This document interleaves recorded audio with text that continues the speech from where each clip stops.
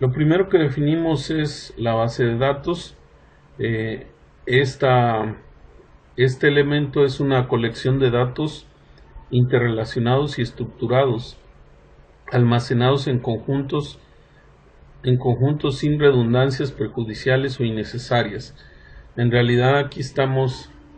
trabajando sobre los archivos que van a almacenar la información, pero no es un conjunto de archivos comunes, sino es un conjunto de archivos que tiene una estructura específica para que pueda almacenar una gran cantidad de información, y la información se puede recuperar en un tiempo muy corto. La finalidad es servir como un repositorio en donde los datos se van a almacenar de modo que resulte independiente de los programas que lo utilizan. El Database Management System, o el DBMS, es un conjunto coordinado de programas, procedimientos, lenguajes que suministra tanto a los usuarios no informáticos como a los analistas, programadores o al administrador los medios necesarios para describir, recuperar y manipular los datos almacenados en la base, manteniendo su integridad, confidencialidad y seguridad. Este es un conjunto de programas que nos va a permitir acceder a la información que se tiene en una base de datos. Además, nos va a permitir crear la estructura dependiendo de nuestros requerimientos en nuestra aplicación. La idea de este programa pues es de facilitar el acceso a la información que se tiene en la base de datos, principalmente estableciendo un procedimiento para que a través de nuestros programas desarrollados en algún lenguaje podamos acceder de manera sencilla y a través de un lenguaje común podamos obtener la información y también podamos definir la estructura que va a tener nuestra base de datos. Estamos hablando entonces que una base de datos es el contenedor de la información, y el DBMS pues no es más que el conjunto de programas que nos permiten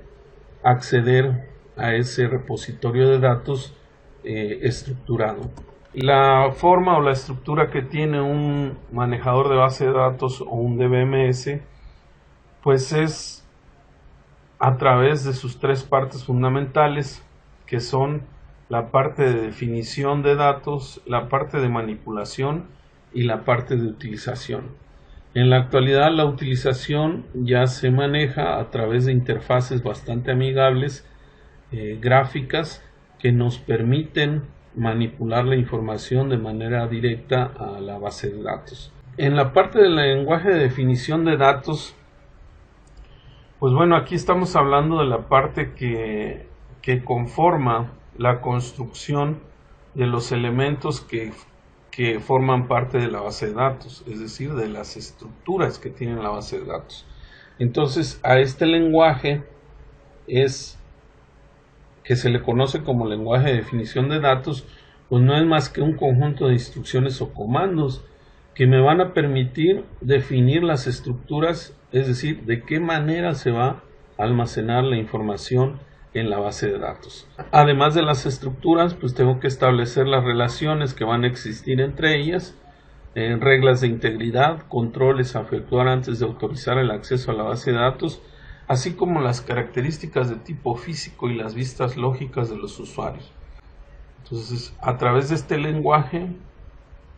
yo primero tengo que definir la forma en que va a estar estructurada la información dentro de la base de datos. Una vez construida la base de datos a través de este lenguaje, pues bueno, ya podemos utilizar el lenguaje de manipulación de datos, que no es más que un conjunto de instrucciones o comandos que nos sirven para poder manipular los elementos de la base de datos. Es decir, que podamos buscar, añadir, suprimir o modificar los datos que están contenidos en la base de datos. A este conjunto de instrucciones es el que se le conoce como lenguajes de manipulación de datos. Y es de esta forma como nosotros vamos a trabajar en el MySQL, a través de conocer su lenguaje primero de definición de datos y luego su lenguaje de manipulación de datos. Una de las partes importantes en los conceptos que se manejan en base de datos es el diseño de la base de datos. Cuando nosotros estamos desarrollando aplicaciones basadas en bases de datos, lo más importante al momento de diseñar nuestro sistema es crear una base de datos bien estructurada, porque cuando nosotros empecemos a usarla y a manipular sus datos, si esa base de datos no está bien diseñada, seguramente vamos a tener problemas de desempeño, en retrasos en la presentación de la información, información incompleta, información duplicada. Para que podamos diseñar nuestra base de datos de manera correcta, siguiendo las mejores prácticas que se establecen en este tipo de diseño, pues obviamente tenemos que seguir una metodología para desarrollar un diseño de base de datos. Pues nosotros dividimos el diseño en diferentes niveles. Estos niveles son el nivel conceptual, el nivel lógico y el nivel físico. La división del diseño en estos niveles no es más que seguir un procedimiento en donde primero tengamos que entender cuál es el problema que se tiene, poder crear un modelo que esté más ajustado a lo que nosotros vamos entendiendo en el dominio del problema y que después vayamos bajando de niveles para que podamos llegar a un resultado que pueda entender el manejador de base de datos. Quizás no lleguemos hasta el nivel físico, pero sí podamos llegar a un nivel en donde el manejador de base de datos pueda entender ese diseño. La idea es que a nivel conceptual el diseño se entienda más por la persona y conforme vamos bajando de nivel, pues bueno, vaya más orientado a lo que es el entendimiento de la máquina. Esa es la idea de dividir en etapas el diseño. Obviamente nosotros podemos empezar a nivel conceptual, pero a lo mejor conforme vamos teniendo más experiencia, nos vamos identificando más con las instrucciones y la estructura de una base de datos a nivel lógico, quizás podamos ya saltarnos el nivel conceptual e irnos al nivel lógico. En desarrollos que tienen una base de datos muy grande, pues es importante identificar los elementos a nivel conceptual para que podamos hacer un diseño correcto y completo de la base de datos. En el modelo conceptual, lo que nosotros vamos a visualizar es el conjunto de datos que se debe de incluir en nuestra aplicación. Además, tenemos que identificar las relaciones que van a tener esos conjuntos de datos. En esta etapa, por eso es muy importante que se utilice uno de los modelos más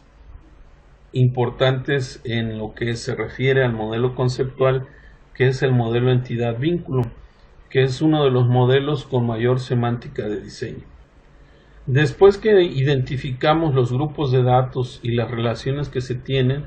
pues bueno, ya tenemos que irnos a una estructura más